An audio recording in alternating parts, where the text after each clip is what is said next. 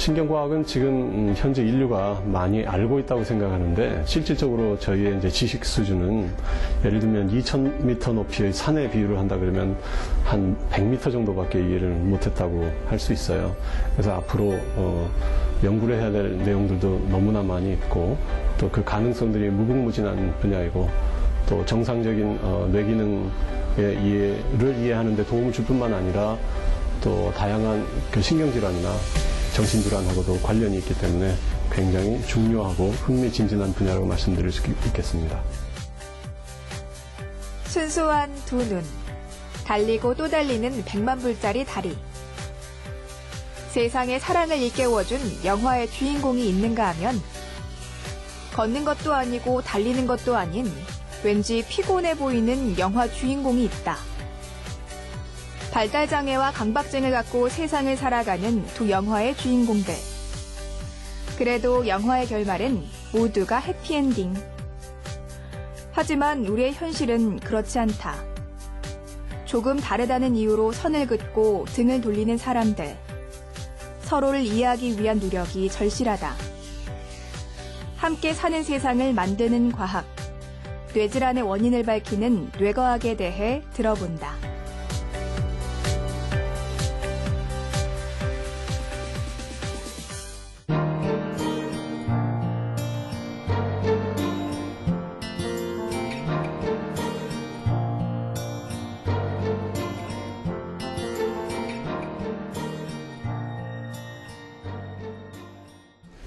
반갑습니다. 김은진이라고 합니다. 우리 그 두뇌가 행하고 있는 이제 정신작용이라는 것이 이제 상당히 복잡하고 또 종류도 많이 있죠. 그래서 이렇게 이제 몇 가지로 이렇게 간단하게 나누는 것이 쉽지는 않아요. 그렇지만 보시는 것처럼 이제 예를 들어 보자면 뇌 기능 중에서 이제 뭐 예를 들면 감각이라든지 운동 이런 것도 있고 그 다음에 우리가 잠자고 깨어나고 뭐 깨어나는 것이 뭐 별거 아니지 않느냐 이렇게 생각하실 수도 있겠지만 사실 이 깨어나는 게 안 돼서 평생 혼수 상태로 지내는 분들도 많이 있잖아요. 그죠? 그 다음에 이제 기억이라든지 학습, 신발끈 매는 거 이런 거 간단하게 생각해도 그 내면을 자세히 들여다보면은 거기에 이제 학습이 들어가 있는 거죠. 근데 이제 오른쪽에 제가 이제 따로 구분을 해놓은 그 정신작용들이 있는데 한번 보시면, consciousness, 의식인 거죠. 그러니까 내가, 나라는 사람이 존재하고 있다 하는 걸 자기가 아는 거예요. 자기 존재 상황을 알고 있는 거죠. 이건 뭔가 좀 오묘해 보이고 조금 쉽지 않은 정신작용 같죠. attention, 주의 집중. 수업 시간에 주의 집중이 안 돼서 고민하시는 분들 많이 계시죠. 이것도 굉장한 정신작용 중에 하나입니다. 그 다음에 생각. 저 친구는 생각이 좀 없는 것 같아. 개념이 없어. 이런 말들을 많이 하잖아요. 예. 그래서 이건 생각이라는 이런 것도 제대로 한다는 게 사실 쉬운 일이 아닙니다. 그 다음에 이제 사회성. 그 다음에 감정 조절. 이거 굉장히 좀 어려운 정신작용들인데요. 그러면 왜 이렇게 뇌의 기능 또는 정신작용을 이렇게 두 그룹으로 제가 나눴냐 하면은 대략 다음과 같은 이유인데요. 파킨슨씨병 아시죠? 뭐 좀 운동이 잘못되고, 그다음에 간질이라든지, 그다음에 잠을 잘 못 자는 그런 수면병이라든지, 그다음에 그 기억이 떨어지는 알츠하이머병 이런 것들이 있어요. 이런 것들은 이제 대략 뭉뚱그려가지고 우리가 신경과 질환이라고 해요. 왜 병원에 가면 신경과하고 정신과가 있죠? 그거는 아시나요? 아마 아직 가보실 일은 없겠지만 병원에 가면 이제 이런 질환들을 다 신경과 질환이라고 이제 뭉뚱그려서 얘기를 하고, 이런 질환이 발생하는 이유는 대체적으로 신경세포가 자꾸 죽어나가기 때문에 그래요. 여러분들 그 뇌에 신경세포가 몇 개가 있죠? 예, 1000억 개 정도 있어요. 근데 나이가 들면 예를 들면 한 20년마다 한 번씩, 예를 들면 한 10%씩 그 신경세포가 죽으면서 감소가 돼요. 그래서 이러한 신경세포가 이제 죽음으로 해서 기억력이 자꾸 떨어지고, 나이 들면 이제 치매도 걸리고 그런 일들이 생기는 거죠. 그 인지장애라고 그러죠. 그래서 왜 저 친구는 수업 시간에 다른 친구들이 다 웃는데 혼자 웃지 않고 있을까? 네. 또는 뭐 저 친구는 왜 이렇게 감정 조절이 안 돼가지고 그냥 소위 기분이 올라갔다가 내려갔다가 저렇게 하루에도 몇 번씩 왜 저럴까? 네? 이런 일들이 생기는 거죠. 네. 그래서 이런 것들은 이제 대략 정신과 질환이라고 부르고, 이런 정신과 질환은 신경세포가 막 죽어나가는 식의 아주 과격한 변화는 있지는 않아요. 그렇지만 일반적으로는 아주 사소한 변화. 아시는 것처럼 신경세포는 서로 이렇게 그 교신을 하잖아요. 그런 것들이 조금 잘못되면 그 교신을 할 때 어떤 방법으로 교신을 하죠? 시냅스 아시죠? 신경 전달이 일어나는 장소. 교과서 어디에선가 보셨을 거예요. 그래서 신경 전달이라는 바로 그 장소에 문제가 생기고, 문제가 생겼을 때 이런 질환이 생기고, 그 다음에 시냅스가 여러 개가 연결이 되면 뭐가 되죠? 신경회로가 되죠. 그래서 시냅스나 신경회로에 문제가 생겼다고 일반적으로 이제 사람들이 생각을 하고 있어요. 이게 이제 전체적으로 처음부터 굉장히 어려운 말씀만 골라서 하시네 이렇게 생각하시겠지만, 조금 이제 단순화시켜서 말씀을 드리면, 이 많은 그 다양한 정신작용의 근간에 있는 굉장히 중요한 그 정신작용이 있어요. 그게 뭐냐면 이제 cognition, 인지라는 거예요. 그래서 인지가 뭐냐 하면은 자기 자신을 인식하거나 또는 다른 사람 또는 주변 환경을 인식하는 것을 우리가 이제 인지라고 얘기를 해요. 자기 자신에 대한 인지가 잘못되면은 역시 문제가 많이 생깁니다. 그렇지만 이러한 그 인지장애는 우리가 흔히 느끼고 고민하는 부분이기도 해요, 실제로. 그 다음에 이제 자기 자신에 대한 인지가 잘 안 되면 이제 좀 과대망상이 발생할 수 있죠. 어느 정도의 과대망상은 정신건강에 굉장히 좋습니다. 근데 좀 심하면 문제가 생기는 거죠. 오히려 자기 자신에 대해서 과소평가를 하고, 나는 쓸모가 없는 사람이야. 이게 너무 좀 심해지면은 우울증에 걸릴 수도 있는 거죠. 그 다음에 다른 사람이나 주변 환경에 대해서 인지가 잘 안 되면 또 문제들이 생겨요. 오티즘이라는 게 이제 자폐인데, 그 여러 가지 이제 원인이 있겠지만, 그 중에 하나는 아마도 다른 친구들을 내가 당연히 상호작용을 하고 같이 뭐 여러 가지 좋은 것들을 쉐어할 수 있는 어떤 그 대상으로 보지 않는 거죠. 네, 그런 인지의 문제가 생기는 거예요. 그 다음에 이제 주의력 결핍, 과잉 행동 장애, 이런 것도 여러 가설들이 있지만, 하나의 가설은 이 환자들은 이제 이렇게 어떤 대상을 보면 처음에 되게 관심이 있는데 그 옆에 뭐가 나타나면은 바로 또 글로 넘어가는 거예요. 그러니까 하나의 대상에 집중을 하지 못하고 막 계속 넘어가는 거죠.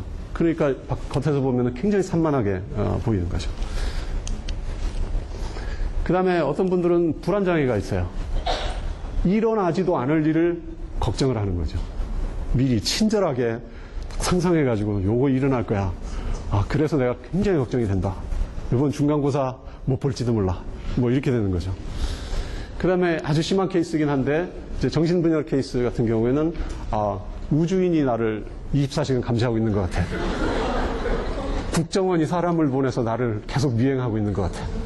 뭐 이렇게 실제로 생각들을 하고, 국정원 원장님이나 대통령한테 탄원서를 보내고 막 그럽니다. 제발 좀 나를 내버려 두시오. 이런 분들이 있어요. 그 다음에 이 영화 아마 보신 분은 있겠지만, 강박 증세가 나타날 수도 있어요. 그래서 이 영화에 보면은 주인공이 이제 길을 걸을 때 깨끗한 부분으로만 골라서 걸어 다니는 일이 있고요. 또 이런 강박증 환자들은 이 내 주변 환경이 그냥 세균으로 우글우글 거리기 때문에 막 손을 하루에 50번씩 씻는 뭐 그런 일들이 있는 거죠. 그래서 이러한 그 인지 장애가 우리 주변에 특히 이제 정신질환의 형태로 많이 나타나고 있고, 이런 것들이 사회적으로 굉장히 중요해요. 다양한 종류의 정신질환 또는 인지장애들이 메이저 매스미디어에서 자주 커버가 되고 있어요. 왜냐하면 사회적 임팩트가 너무나 크기 때문에 그런 거죠. 그 다음에 이제 과학적으로도 굉장히 중요해요. 여러분들 사이언스 잡지 아시죠? 네, 네이처 사이언스 이런 얘기는 많이 들어보셨을 거예요. 사이언스 잡지가 몇 년 전에 그 창간된 지가 125주년이 됐는데, 그 사람들이 이제 125주년 맞이해서 인류가 반드시 풀어야 될 125가지 질문을 한번 우리가 도출을 해보자. 그래가지고 이제 그 중에서 이제 신경과학 관련해서 요 3가지가 나왔어요. 첫 번째가 뭐냐면 아까 말씀드린 의식의 생물학적 근거가 뭐냐. 우리가 존재한다는 걸 알고 그런 의식에 대한 그 질문, 그 다음에 정신분열이 어떻게 발생하는지, 그 다음에 자폐가 어떻게 발생하는지, 이런 질문들을 그 인류가 반드시 풀어야 될 그 난제 또는 숙제로 거론할 만큼 이러한 내용들이 이제 굉장히 중요한 겁니다. 그래서 저는 이제 신경과학자니까 이 분야에 도대체 어떤 메커니즘을 통해서 그 이러한 그 인지 장애가 발생을 하고 그다음에 그 근간에 있는 인지라는 정신작용의 메커니즘 무엇인가, 이런 것들을 저희가 이제 연구를 하려고 하고 있습니다. 근데 이제 뇌 기능이라는 것 또는 정신작용이라는 게 뭐 굉장히 복잡하죠. 이게 쉬웠으면 벌써 우리가 다 이해를 하고 시장 규모가 훨씬 더 컸을 거예요. 그죠? 근데 너무나 복잡하고 어려우니까 이게 풀지를 못하는 거예요. 현대 신경과학 기술로 어떻게 보면 접근조차도 못하고 있는 수준이라 해도 과언이 아니에요. 그래서 이걸 어떻게 풀까? 이제 사람들이 고민을 하는데 여러 가지 방법이 있겠지만 이제 굉장히 복잡하고 어려운 어떤 대상이 있을 때 과학자들이 이걸 푸는 방법 중에 하나는 너무 복잡하니까 좀 심플한 단순한 그걸로 한번 쪼개보자 하는 거예요. 그래서 그거를 이제 리덕셔니즘 또는 리덕셔니스트 어프로치라 그래요. 우리나라 말로 하면은 환원주의라는 표현을 쓰죠. 흔히들 이제 쓰는 방법이에요. 복잡하니까 쪼개보자. 그래서 이제 뇌 기능이라는 것은 아까 제가 잠깐 설명드린 것처럼 뇌신경회로로 나누어질 수 있겠고, 뇌신경회로를 자세히 들어가다 보면 이제 시냅스, 신경 전달이 일어나는 시냅스로 이제 내려갈 수가 있는 거예요. 시냅스는 말씀드린 대로 신경 전달이 일어나는 장소. 그래서 이제 사람들이 그래, 시냅스를 한번 자세히 이해를 해보자. 그래서 시냅스는 요 사이즈가 뭐 나노보다는 훨씬 큽니다. 저희는 1마이크로미터. 조 사이즈가 대략 여러분들 잘 알고 있는 대장균 있죠? 여러분들 지금 장안에 많이 헤엄치고 있는 이 대장균 사이즈가 한 1마이크로미터 정도 돼요. 그 정도 사이즈라고 생각하시면 돼요. 그러니 하나의 이 시냅스 안에, 즉 마이크로미터 정도 길이의 시냅스 안에 나노미터 사이즈의 단백질들이 많이 있다는 걸 이제 짐작을 하시겠죠. 네. 그래서 이제 사람들이 그러면 언제 단백질이 뭐가 있나 찾아보자. 그래서 들어갔는데 처음에는 되게 쉽게 생각했는데 파면 팔수록 어려운 거예요. 너무 많은 거예요. 지금까지 알려진 것만 해도 이제 수천 개가 있는 거예요. 그래가지고 환원주의를 이용해가지고 뭐 어떻게 좀 쉽게 해보자고 시작을 했는데 막상 시냅스를 이렇게 방문을 열고 봤더니 시냅스에 있는 단백질의 종류가 수천 개인 거예요. 그래가지고 이거 문제를 해결하려다 문제를 만든 거 아닌가, 사람들이 이제 고민을 하겠죠. 그런데 이 많은 그 나노 입자처럼 균일하게 보이는 이런 단백질들이 사실은 그 기능적인 측면에 있어서는 어떤 것들은 더 중요하고 덜 중요해요. 그래서 그렇다 그러면 우리가 그냥 상식적으로 생각해 볼 수 있는 것들은 이러한 단백질들 중에서 만약에 일부가 잘못된다 그러면 이런 것들이 이제 그 시냅스의 어떤 형성이나 기능의 문제를 일으킬 거고, 이것이 신경회로를 거쳐서 뇌기능 장애를 유발할 것이다. 이런 거는 쉽게 생각할 수가 있죠. 그렇죠? 왜냐하면 우리가 환원주의에서 출발했으니까 꼭 이런 가설을 원하는 거죠. 그래가지고 시냅스가 잘못되면 파스웨이, 병이 생긴다. 이러한 새로운 단어들을 이제 저희 분야에 있는 연구자들이 만들어내기 시작했어요.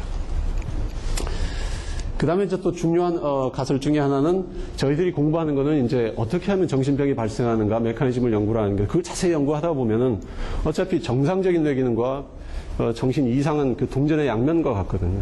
정말 한 끗 차이밖에 안 되니까 정상적인 뇌기능도 우리가 이제 알 수가 있는 거죠.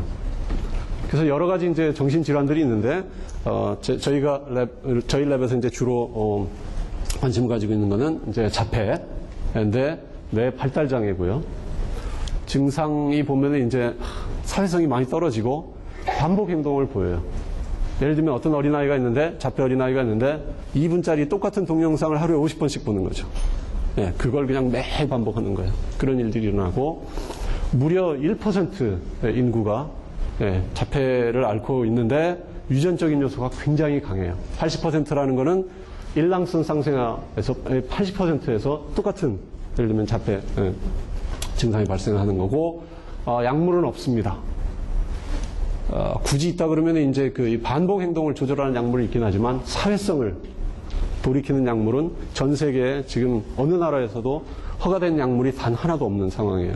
그래서 저희 분야에서는 굉장히 이거에 대해서 연구를 많이 하고 있고, 따라서 저희 이제 메커니즘 이런 것도 잘 모르고 있어요. 그래서 한번 방이 3개가 있고 이 생지를 가운데 넣어요.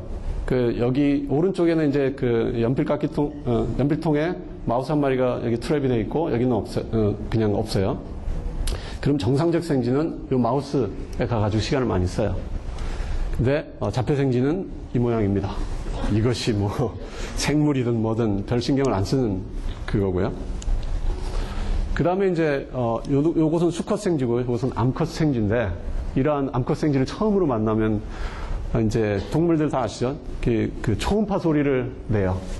아마 암컷을 만나서 굉장히 흥분이 돼가지고 그런 것 같은데, 이러한 그 자폐 생지에서는 이런 초음파 소리가 전혀 나지 않습니다. 그 다음에 저희가 연구하는 이제 또 다른 정신질환 중에 하나는 이제 주의력 결핍 과잉 행동이에요. 그래서 여기서 보면 역시 뇌 발달 장애고 주의 집중이 안 되고 과잉 행동, 충동성 이런 것들이 나타나요. 5% 환자에서 문제가 있는데 다행히도 약물이 있어요. 그러니까 그 중추신경 흥분제를 주면 이 사람들이 한 80% 정도가 돌아옵니다. 그나마 다행인 상황이죠. 유전자라는 거는 어떤 굉장히 중요한 기능이 있고 그것이 잘못되면은 질병이 발생해요. 그래서 저희는 이제 그 두뇌에서 발현이 되는 유전자가 질병으로 연결이 된다.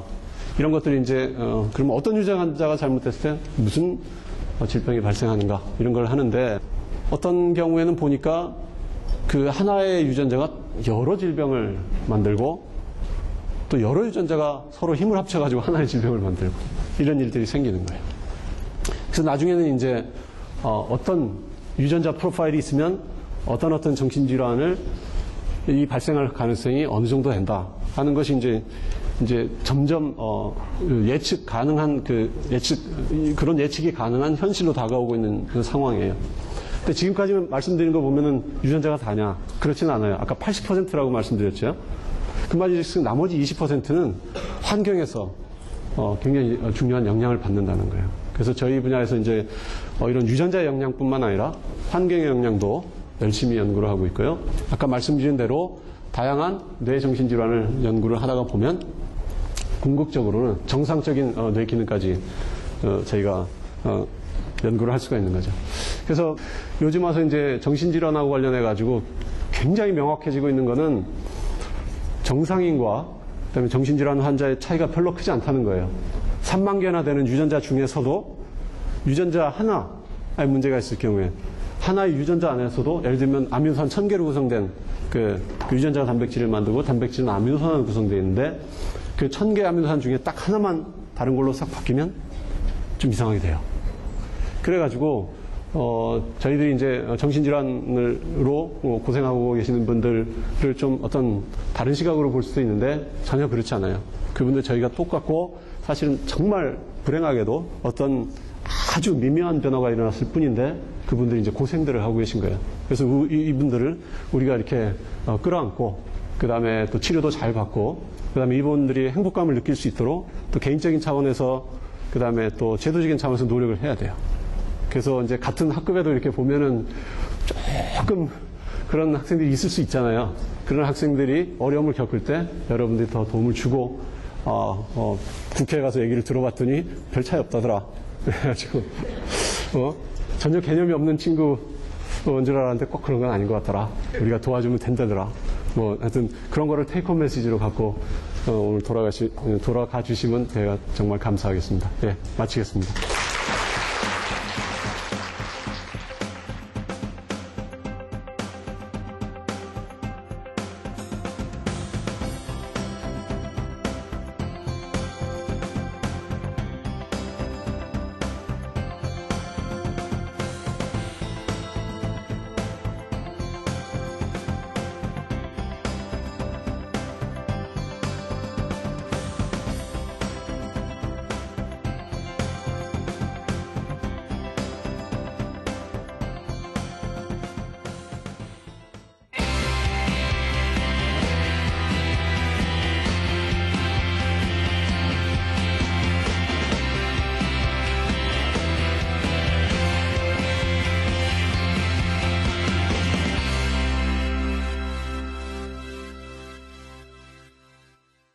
조금 더 학생들한테 친근하고 그 변화를 바로 볼 수 있기 때문에 관심을 많이 가지시는 학문이에요.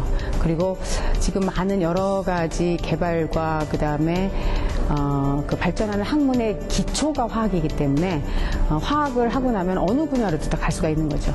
그러니까 굉장히 중요한 학문이고 실용적인 학문이고 해볼 만한 가치 있는 학문이다 이렇게 말하고 싶어요. 어린 시절에 꿈을 이루는 사람은 얼마나 될까? 대통령, 아나운서, 의사, 연예인, 운동선수. 수많은 장래희망 중 오래도록 품어온 아이들의 꿈. 바로 과학자다. 우리가 누구인지 밝히는 인류의 오랜 질문부터 세상에 존재하는 모든 것들을 탐구하고 더 나은 미래를 만들기 위해 상상력을 실현시킨다. 과학에는 과거, 현재, 미래의 꿈이 모두 담겨 있다. 과학자의 꿈을 이루기 위한 도전과 연구에 대해 들어본다.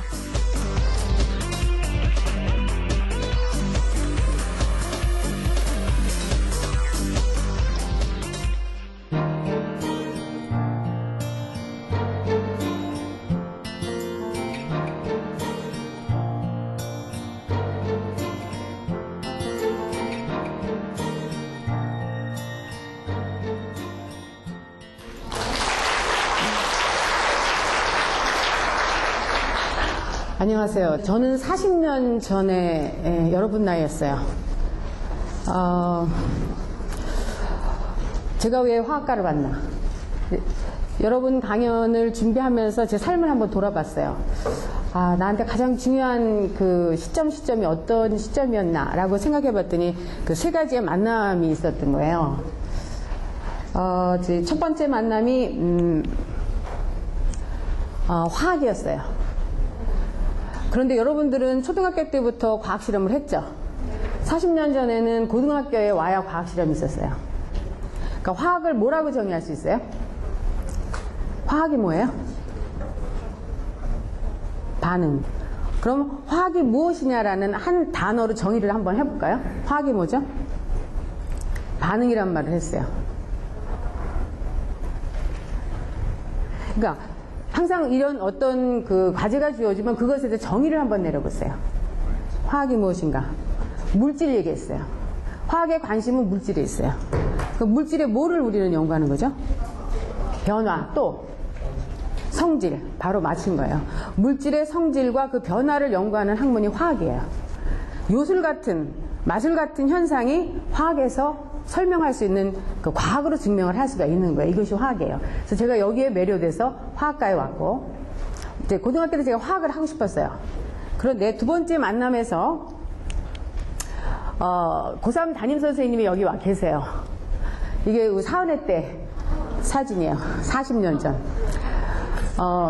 저는 화학과를 가고 싶은데 저희 어머니가 그 당시에는 가정대학 가서 시집잘 가라. 여자가 무슨 화학을 하냐. 그러셨어요. 근데 저는 화학을 하고 싶었고. 근데 우리 담임 선생님이 저희 어머니를 설득했어요. 이화여대 화학과에는 동창 교수가 없다. 그러니까 가서 공부를 시켜갖고서 이화여대 화학과 교수를 만들어라. 저희 어머니가 생각하니까 괜찮은 것 같아요. 교수 되는 거는. 그래서 제가 화학과를 왔어요. 여기 고등학교 선생님 와 계시면은 정말 아이한테 한마디 한 것이 그 인생을 바꾸게 되는 거예요. 그리고 제가 화학과에서 면담을 하면서 학생들한테 왜 화학을 하니? 그러면 많은 학생들이 고등학교 때 화학 선생님 때문에 제가 화학을 하게 됐어요. 이렇게 얘기를 해요. 그러니까 선생님 한 분이 삶을 바꾸셨어요. 제가 그래서 지금 이 자리에 있게 된 것이 저희 선생님의 덕이에요.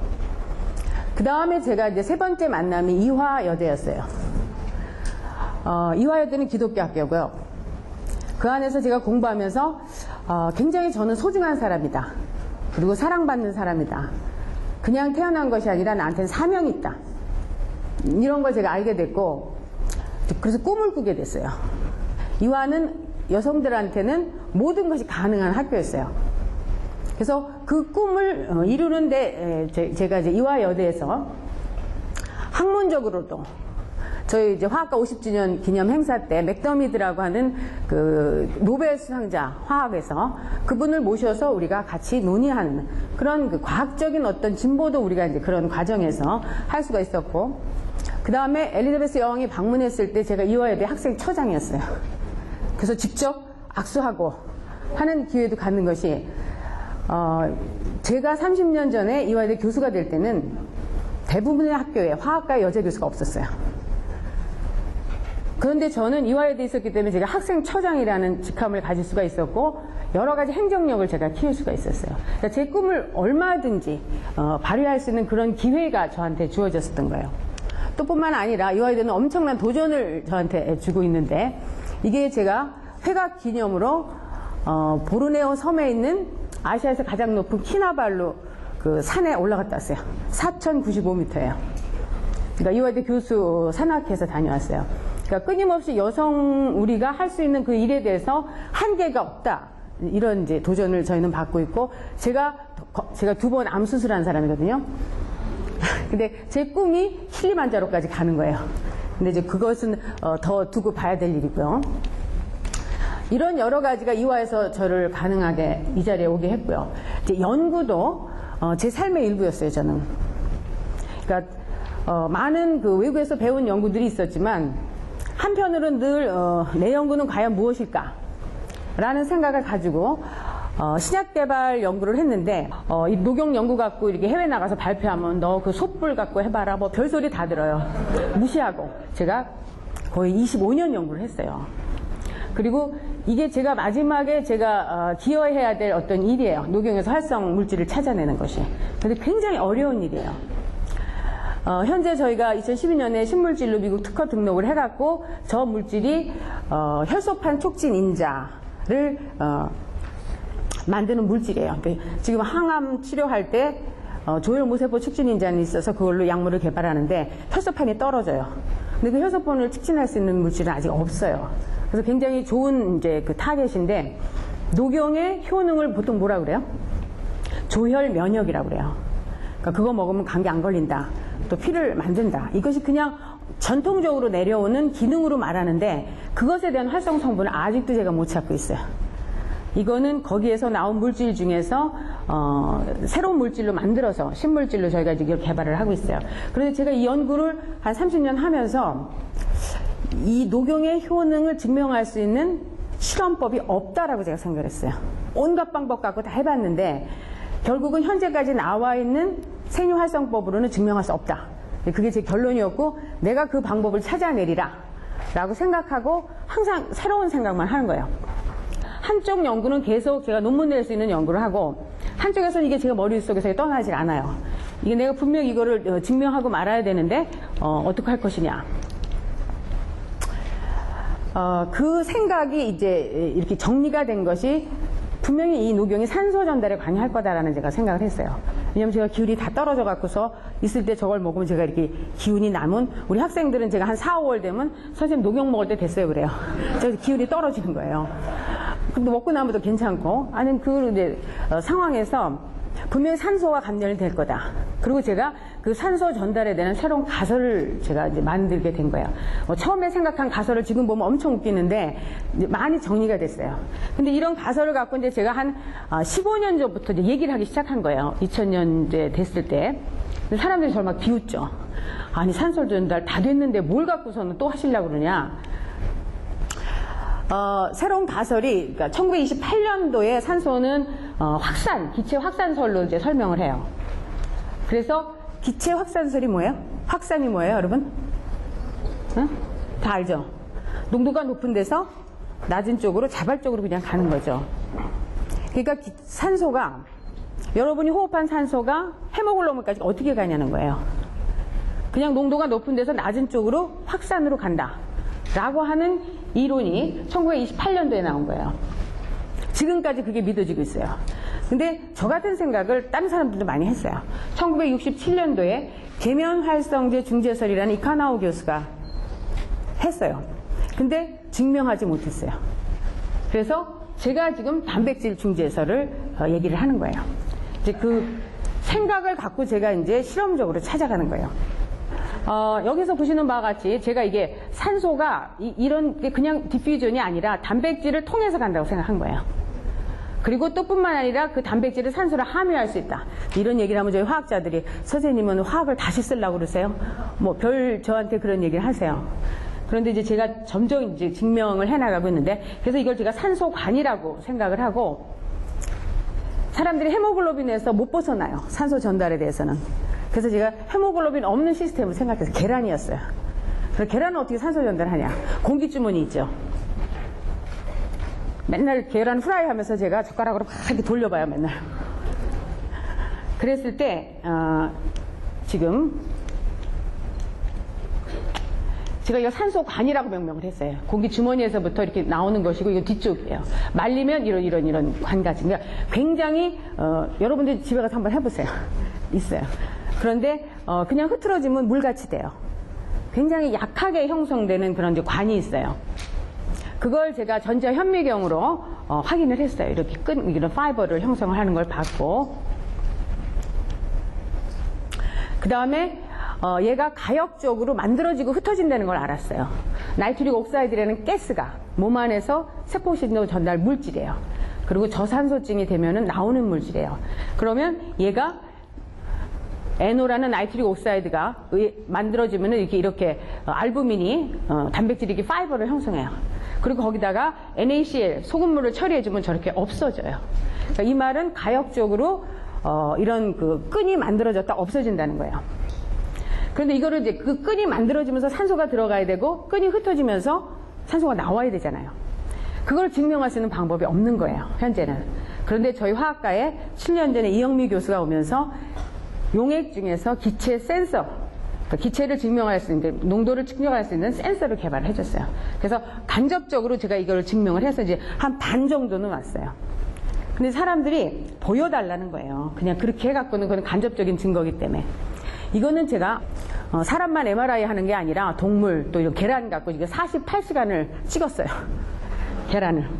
안 해준다는 걸 막 억지로 해갖고서는. 그랬을 때 그 뒤에 보시는 그 끈이 아까 보였을 거예요. 여기서 보면은 이런 끈이 보이죠. 이거 처음 발견한 거예요. 계란 안에 이런 것이 있다는 거가. 그러니까 이런 것들이 이제 제가 나중에 이제 가설을 이제 증명을 할 거고요. 그 다음에 이게 이제 무호흡에 대한 그 증명인데, 그랑블루 영화예요. 그냥 산소 탱크 없이 물속으로 들어가요. 저분이 몇 분 동안 있었을 것 같아요? 물속에서. 몇 분? 7분 8초 있었어요. 그런데 지금은 세계 기록이 11분 35초예요. 김병만 씨가 3분 57초 있었어요. 그런데 김병만 씨는 그냥 가만히 들어가서 앉아 있었죠. 그거의 세계 기록은 22분이에요.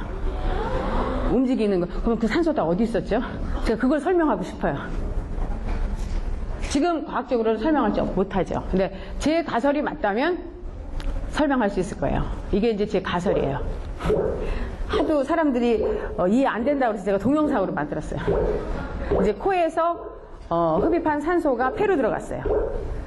폐포에서 적혈구까지 가야 되잖아요. 이걸 다 확산으로 설명을 하고 있어요. 근데 저는 그것이 확산이 아니다. 단백질이 신호에 의해서 단백질 끈을 형성하고 이 나이트릭 옥사이드에 의해서 신호를 받으면 얘네들이 이렇게 끈을 형성해서 산소를 보내주고 막 통과해서 결국 적혈구에 들어가고, 그 다음에 그 적혈구가 뇌세포까지 말단 조직까지 가서 결국은 산소를 전달할 거다. 뿐만 아니라 단백질 자체도 산소를 함유할 수 있다.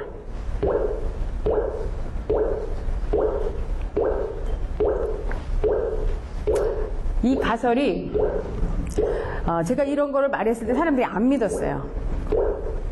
그런데 2003년도에 물도 그동안은 확산이라고 알고 있었어요.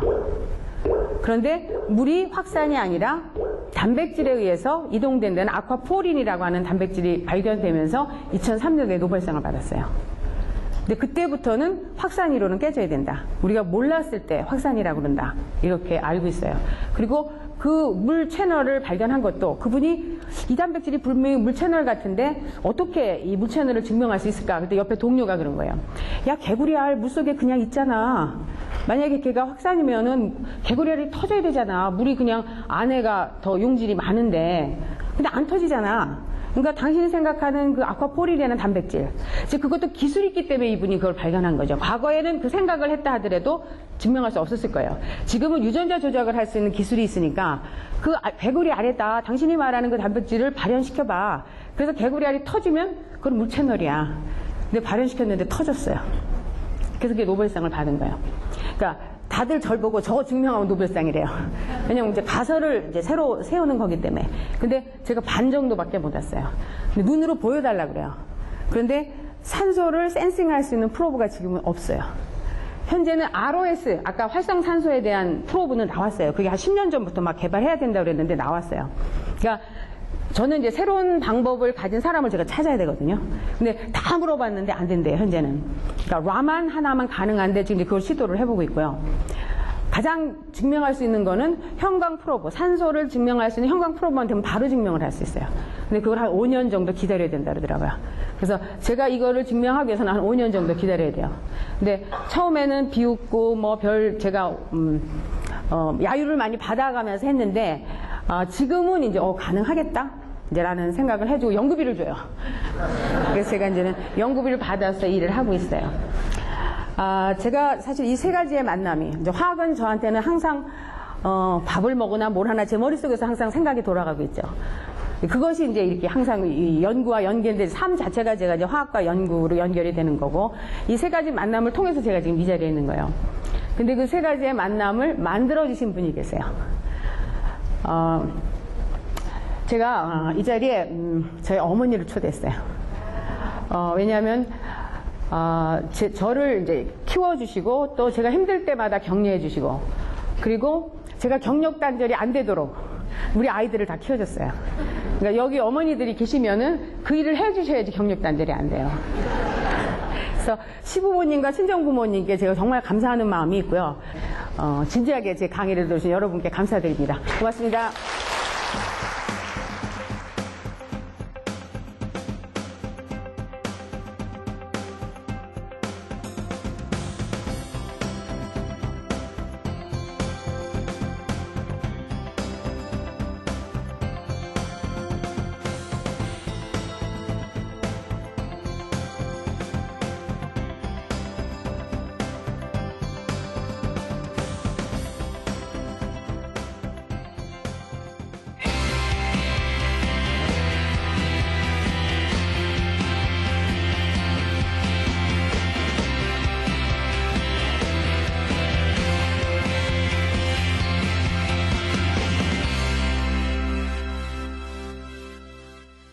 교수님들이 실제로 그렇게 연구하시고 이렇게 나와서 학생들에게 강의하는 모습이 더 너무 멋있어 보이고, 그래서 제 진로를 더 이과 쪽으로 확실하게 하는 게 되었고, 또 생명공학, 기존에 생각하고 있던 생명공학과 말고도 다른 과에 관심을 가질 수 있게 되는 계기가 되었습니다.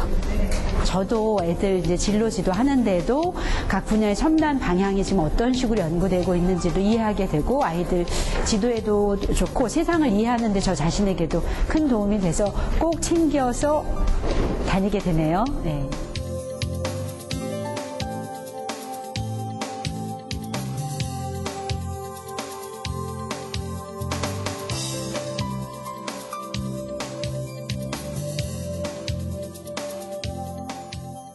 수학은 기초과학의 기초과학이라고 할 수 있겠습니다.